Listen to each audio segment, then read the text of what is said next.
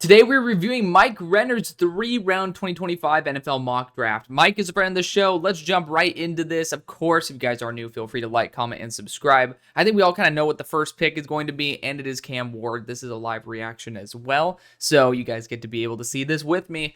And Mike is a very strongly opinionated man, as am I. But I do believe that Mike has so much more knowledge than pretty much nearly every single person I brought on my show. So it's pretty damn awesome. Mike is the creme de la creme.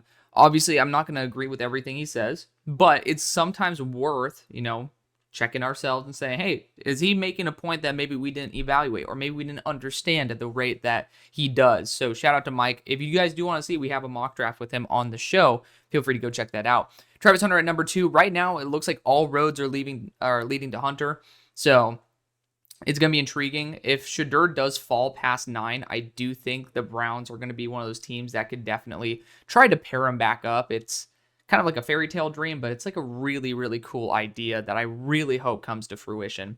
Abdul goes at number 3. I'm just glad the Giants don't force Shedeur if they don't believe that he is the best player for their franchise. Abdul's a stud. And then with KT looming on a 5th year, etc., there's certainly going to be some discussion as to whether that is going to be the long-term answer, since edge is kind of still a need for him. At 4, Will Campbell, it kind of feels like that's going to be the move. It's like Carter or Campbell at the moment based on everything that I'm hearing from McShay and all that.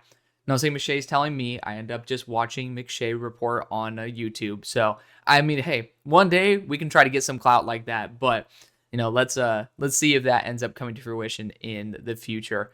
Fingers crossed. We've got an amazing. I mean, speaking of fucking Mike Renner, I mean, we got him on the damn show. Mike's a great friend of the show now, and that was a pipe dream a long time ago. So it's excellent, seeing how far we've come. It's honestly humbling as well, just to understand how amazing the people are that have come onto this show. So shout out to you guys for, allowing my platform to be where it's at, to where they're even willing to come on, as well as the fact that you guys encourage me to work so hard to be able to give you guys legit analysis that makes guys like Mike Renner actually want to come on. Mason Graham goes at pick number 5. There's so many different connections with whether it's Aaron Donald, whether it's Braden Fitz, who had 31-inch arms, by the way.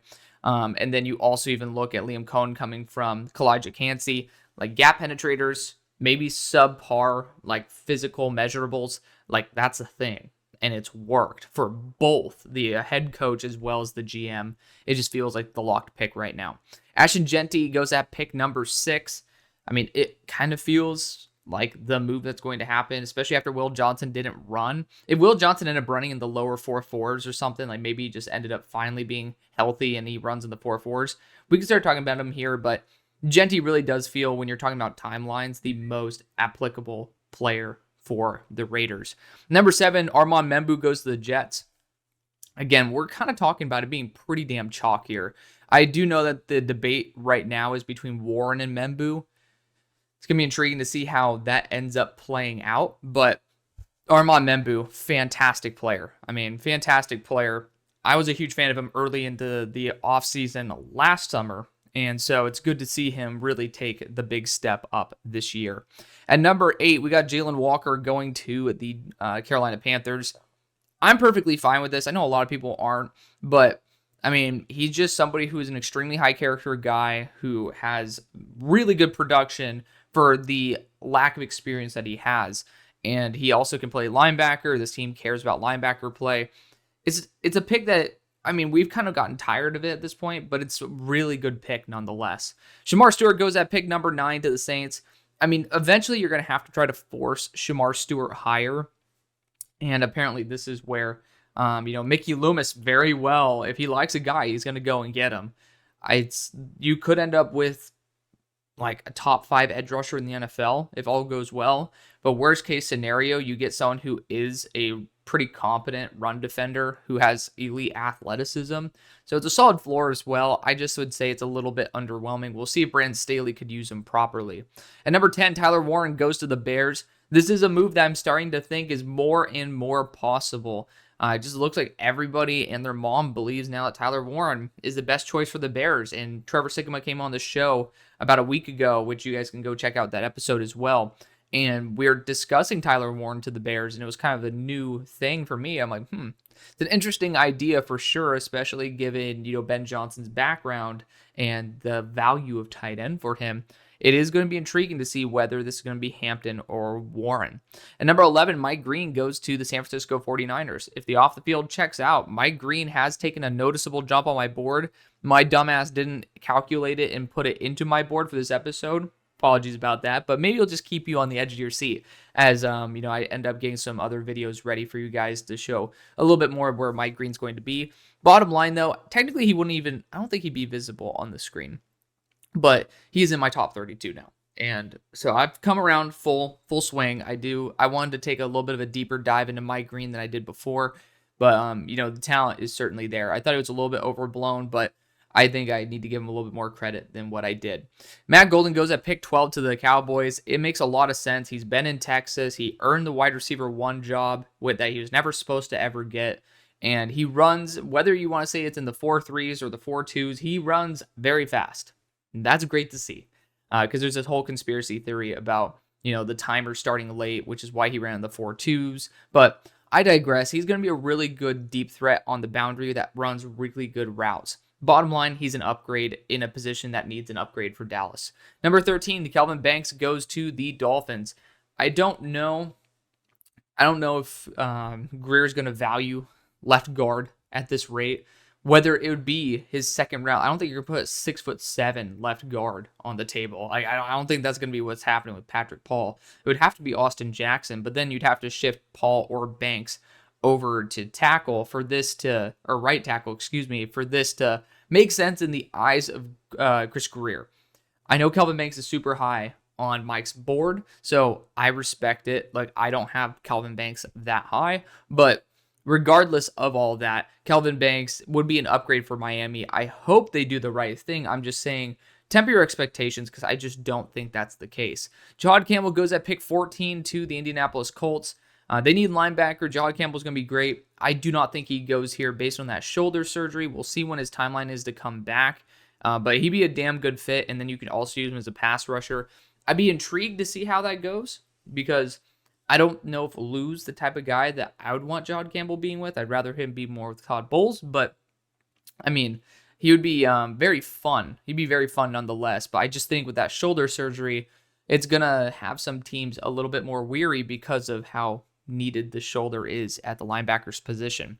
Donovan Ezeraka goes at 15 to the Falcons. The definition of a double, not a home run. He's just a solid floor player that doesn't really have too high of a ceiling, but he's just going to be a good player. And honestly, the Falcons just need a good player. I prefer to trade back and get this done. I don't believe trades are in this mock draft, but if they can do that, I would say that is perfectly fine. And number 16, you got Derek Harmon going to the Cardinals. I know that Derek Harmon, I believe, is 16th on Mike's board. So, it might say 30th here, but Mike has a little bit of a different board there. Derek Harmon, young, explosive, very good measurables. It could end up working out. And Derek Harmon's another guy who I really want to continue re-diving into because he's gotten some big hype. And so, I've been loving this guy since Michigan State. Cardinals need defensive interior. It kind of adds up.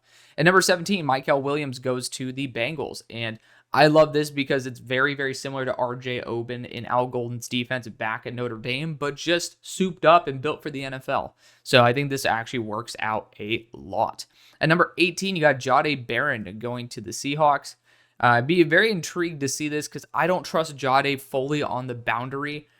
Now, if you trust Devin Witherspoon to be flexible between boundary and nickel, and I know that you can do it, I'm saying do it at the elite level, which is what you need to do in the NFL. Maybe that would be something I'd be in favor of. I'd prefer Will Johnson to be on the boundary here, or you can end up continuing to wait, and there are a lot of very good corners there in round 2 that I think are snipeable for where you guys are sitting, that are a little bit better than Jahdae Barron in terms of fit. 19, you got Nicky Manwari going to the Buccaneers. If Todd Bowles wants a defensive back, I'm going to be the last person to tell him no. Nicky Manwari, I want him to keep him away from the line of scrimmage as much as possible, but he is freaky, man. He is freaky. I'm going to be excited to see where he goes. He can go as high as 13. Maybe he can go higher than that. I doubt it, but I do think that his coverage skills are extremely underrated at this point. He's a 4.3, 220 pounds, 6'3" player that's explosive and has pick sixes on his resume. Like, I'm surprised people don't value it as much as I do. I understand, though, people value different things at different rates, which is why we have differences of opinion. Maureen Hampton goes at 20 to the Broncos. I doubt that he ends up slipping to this point just because of like how much buzz he's getting in these middle tier teams. But, if he does, that's awesome. I mean, I'd be pissed the Steelers wouldn't move up for him, but we're going to talk about this right here in a second. Amari Hampton would be an excellent addition there for Denver. Steelers then go Shedeur Sanders at 21. Apparently, according to McShay, Mike Tomlin loves him.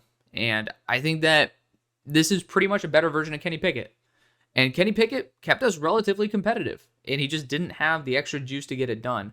I think Shedeur has a little bit more swagger and a little bit more juice than Kenny did. He has a higher grade than Kenny did coming out for me. So I do have a bit more faith in Shedeur than maybe some others who are on the skeptic side. Because I'm a skeptic, but I'm a little bit more in the middle than most. And I think Shedeur Sanders wouldn't be a bad option for the Steelers. At least it would be something, some direction.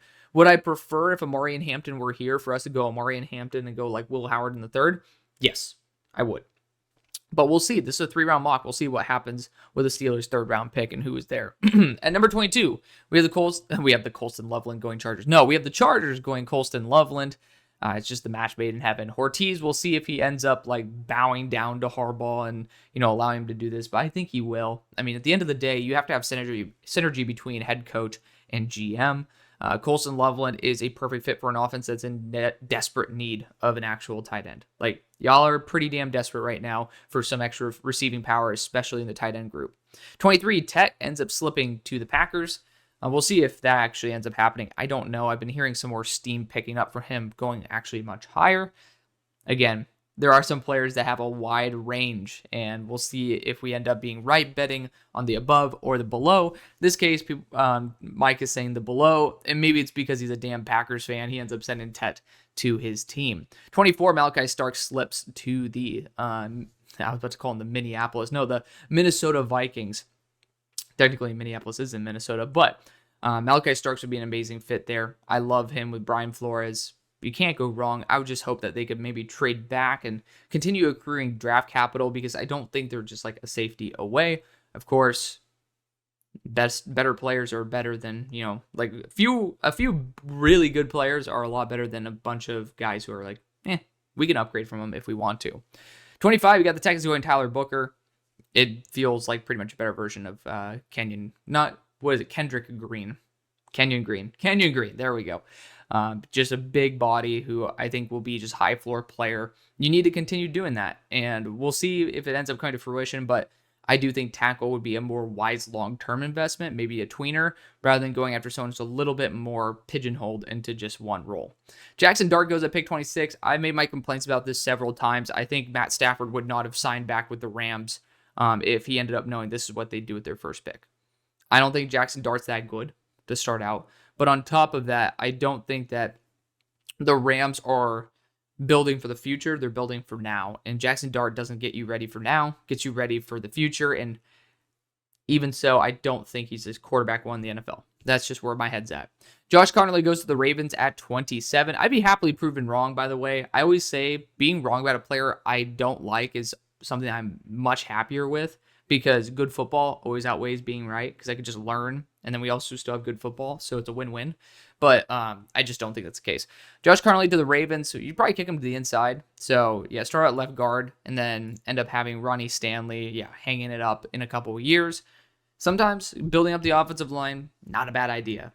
In fact, it's pretty much every single time. Kenneth Grant goes at number 28 to the Lions. Defensive interior is a little bit weakened for the short term, at least with Lee McNeil, but also this is a long-term move. Kenneth Grant needs some experience, but also, I don't think he's like an alpha just yet. He brings a lot to the table, though. At number 29, we have Emeka Egbuka going to the Commanders.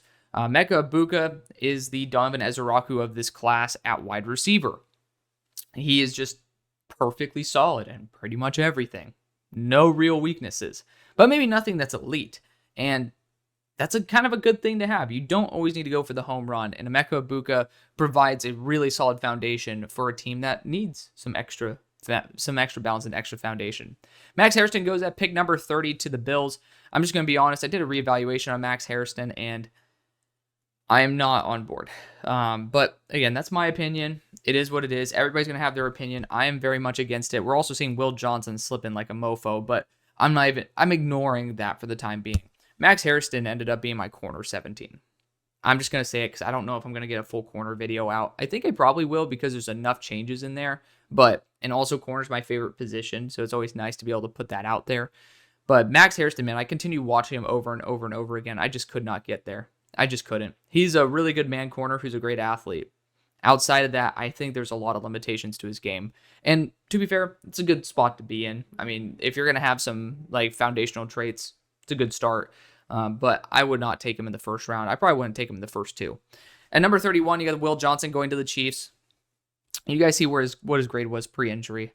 I think he's insanely talented. We'll see if he ends up slipping this far. I think it would be kind of ludicrous if he does. But if he does, the Chiefs end up winning. That's for sure. Walter Nolan goes at pick number 32 to the Eagles. It's the perfect pick. It's the perfect fit. Even if he has some immaturity concerns, we've seen some guys from Georgia have those coming into the league, and it seems like a really good room for guys to be able to grow and mature without really slipping up. So I think it's a good spot for him to be. Browns then go James Pierce at number 33. We'll see if that comes to fruition. It's going to be very similar to Joe Tryon-Shoyinka's build.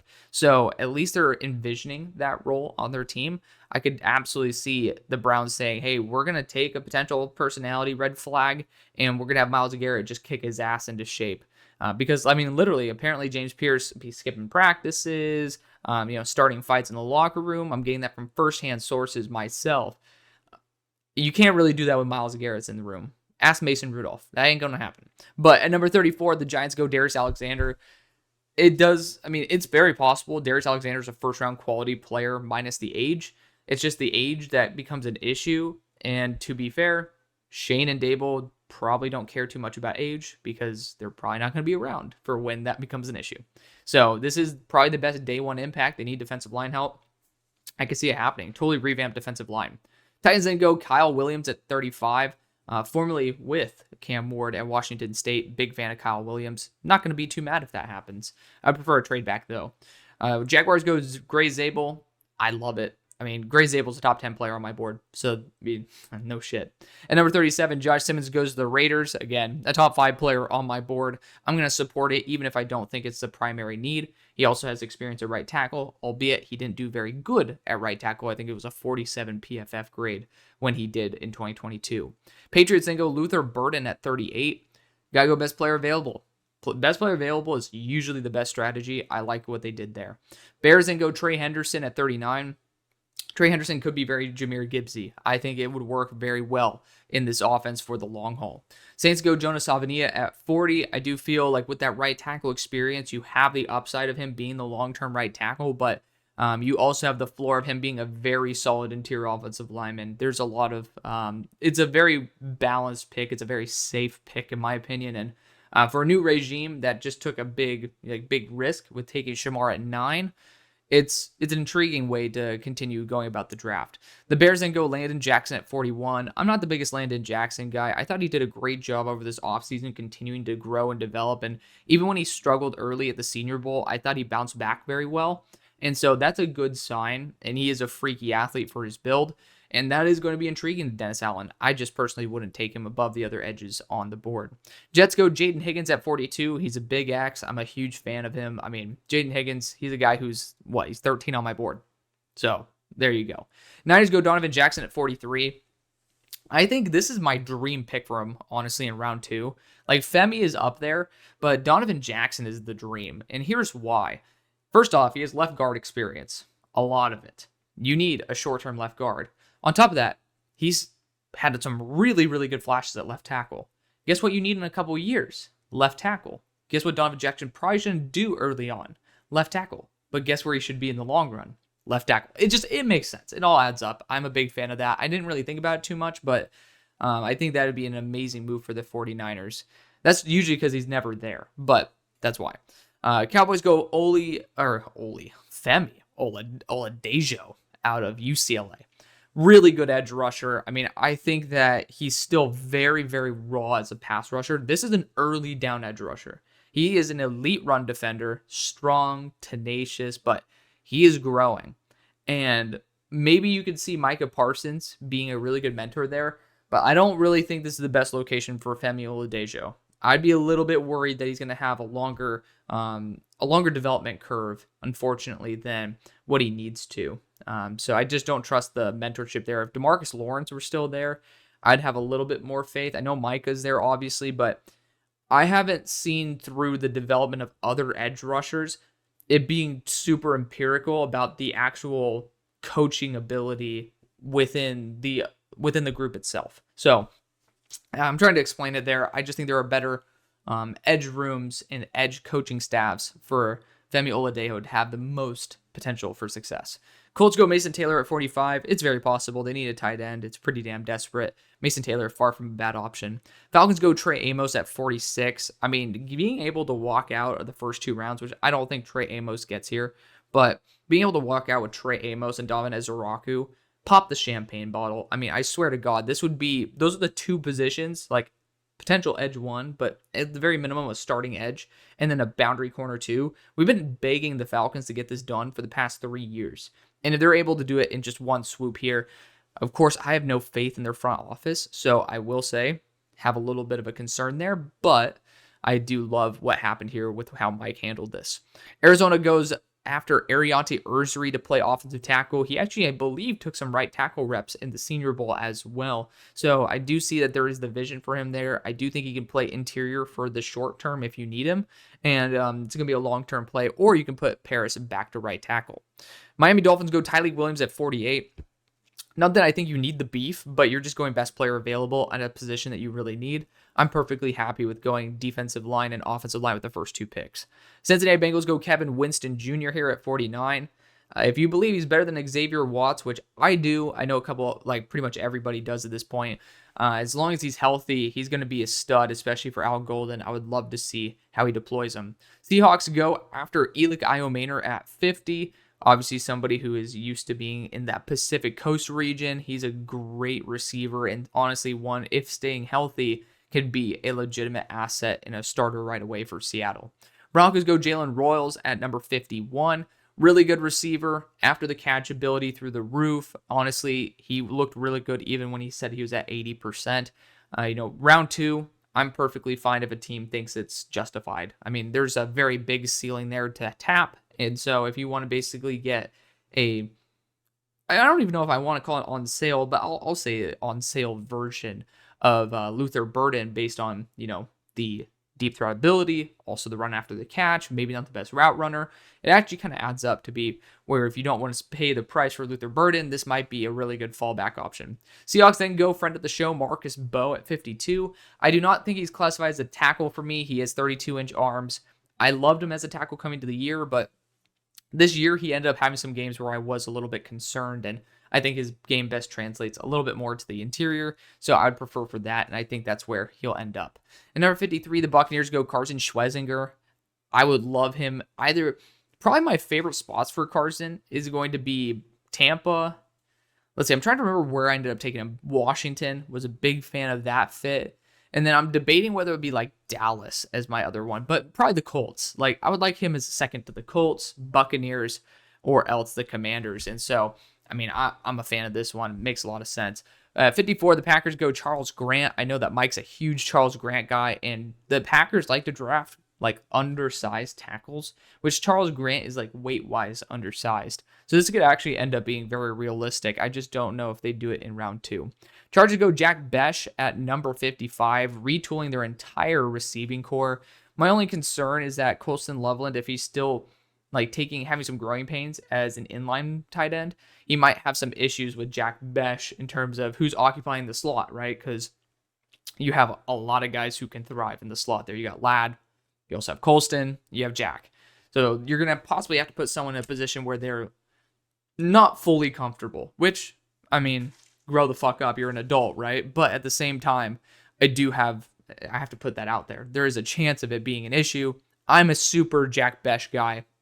I'm not going to have an issue with it. Number 56, the Bills go Nick Scorton.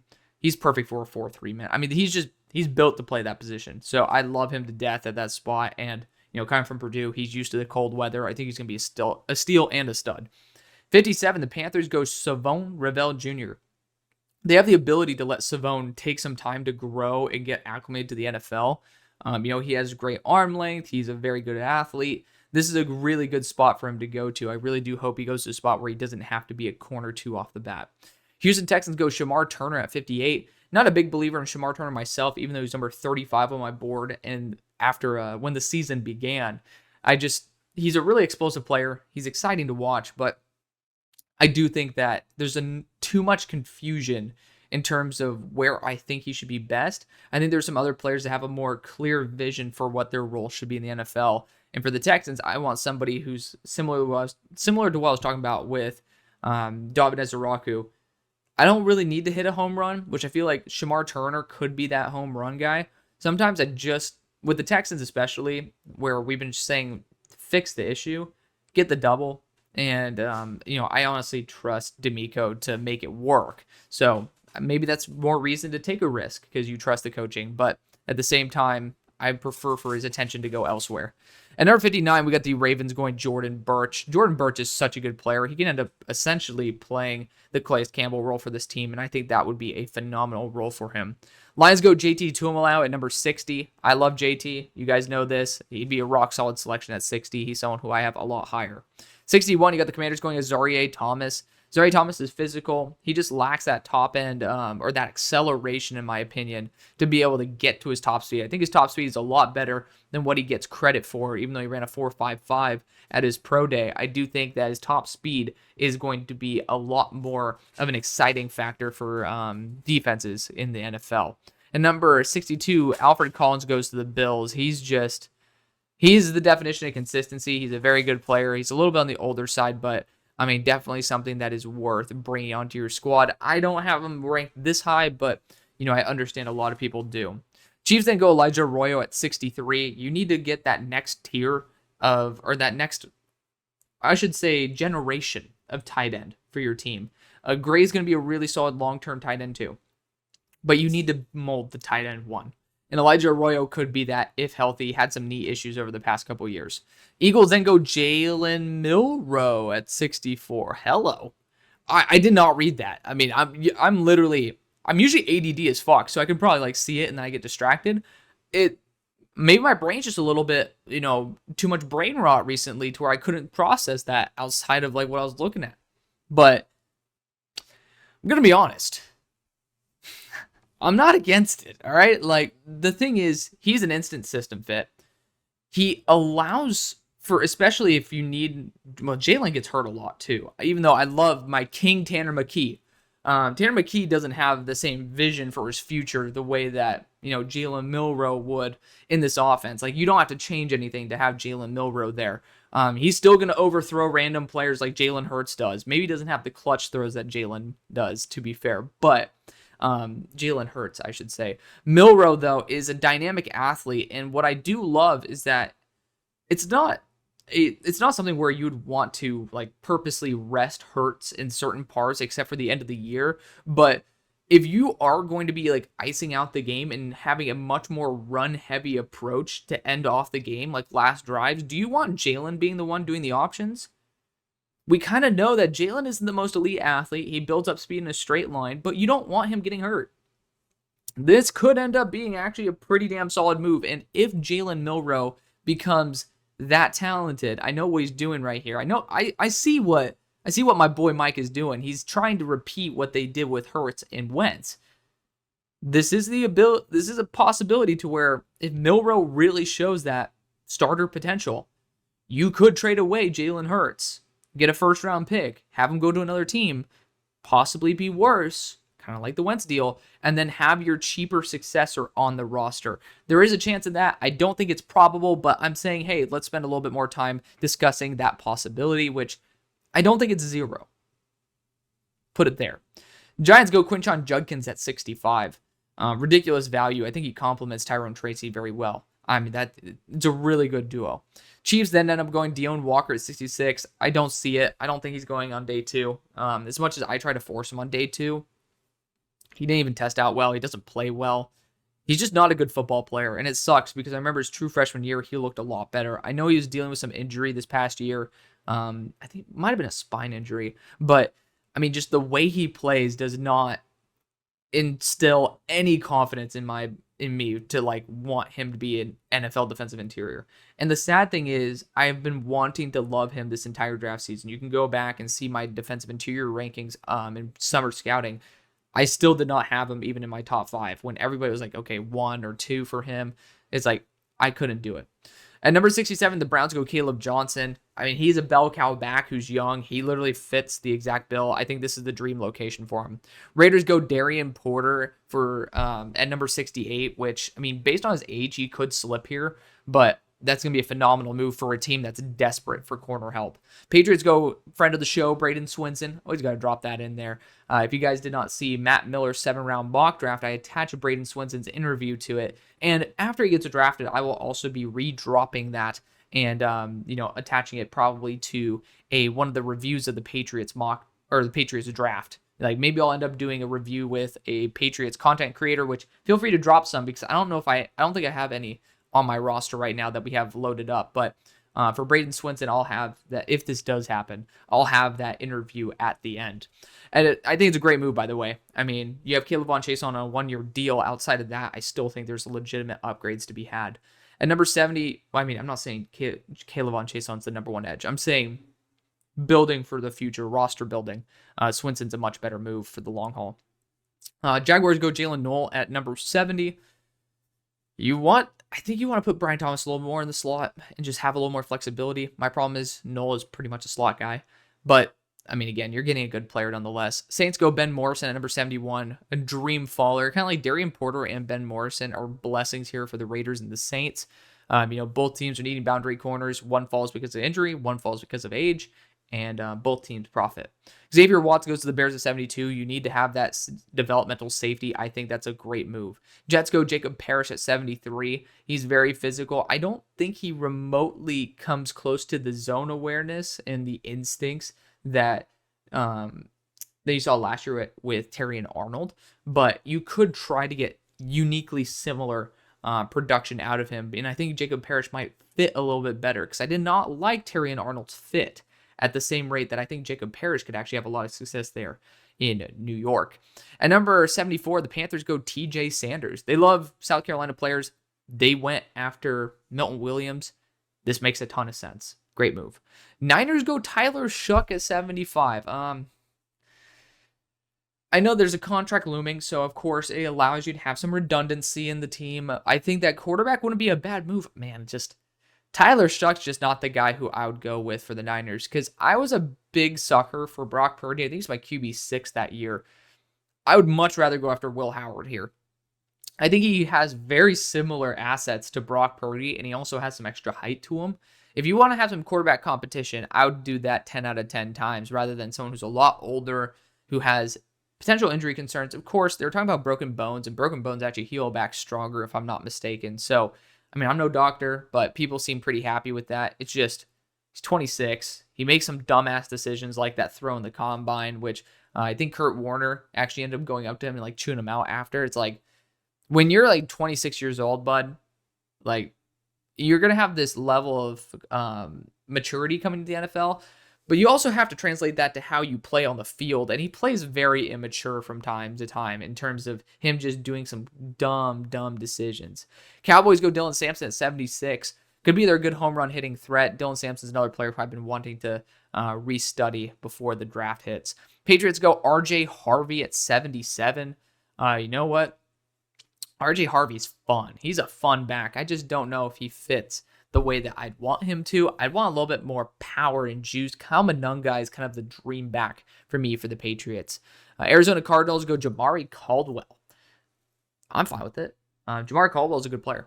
Very good player. They need some defensive interior help. I know that we addressed it a little bit earlier as well, but you also pair him up with a former teammate there in Harmon. So, address the interior, man. I mean, there's no issue with continuing to bolster your roster on both trenches. Texans go David Walker at 79. Now I'm starting to, I don't really see this one, if I'm going to be honest. I think wide receiver has really good value, and then you could also even go tackle if you really wanted to again. But wide receiver is good value here. I'd prefer to go after that at the current moment. But even if you wanted to go other positions, you look at offensive line, you got Anthony Belton here, Ozzie Trapilo. I'm big fans of those guys. But I mean, I'm trying to see, like, Trey Harris is still available. You with the wide receiver core, even though injury is a concern for Trey Harris, like, I just prefer to do that over going after David Walker. And I like David Walker. I do. Ozzy Trufilo goes to the Colts at number 80. They need right tackle for the future. I mean, especially with the mental health concerns of Braden Smith. Like, that's a big win. Cincinnati goes Danny Stutzman at 81. Love the Danny Stutzman love right there. He is a perfect linebacker for Al Golden, in my opinion. Seahawks go Josiah Stewart, 82. Surprisingly, a high-end run defender, still working on his pass rushing, in my opinion, even though he had a really good pass rush win rate. I think it was a little bit more due to poor offensive line play than his actual ability. I'll be talking a little bit more about that in the future, but I actually did boost him up a little bit more.